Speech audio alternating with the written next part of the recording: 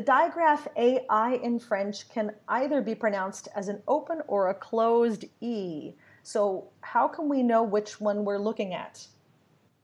It's a tricky little spelling actually, because in the middle of a word there are even more possibilities for AI. It could, if it's followed by an N, it will be a nasal. If it's followed by LL, it could be just an A with a J glide.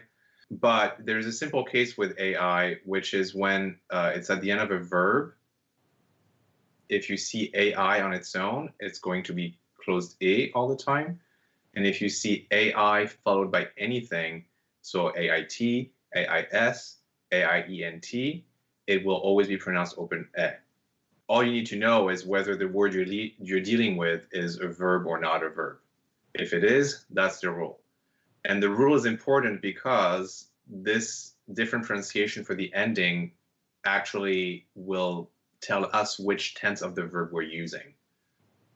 So with a closed A, if we hear a closed A at the end of a verb, we'll understand that it's either the future in French or the passé simple, the simple past.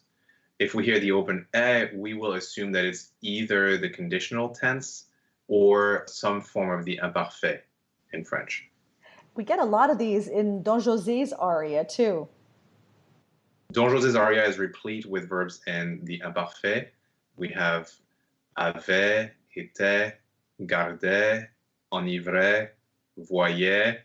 And you can see how all of these have either an AIS or AIT ending, and we're using the open F for those. Yeah, we even get just the word AIT.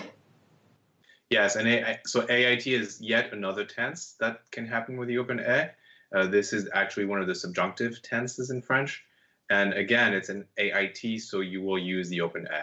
So those are all the different forms that would have the open ending. We actually have some examples from Chanson Triste that have the closed ending too.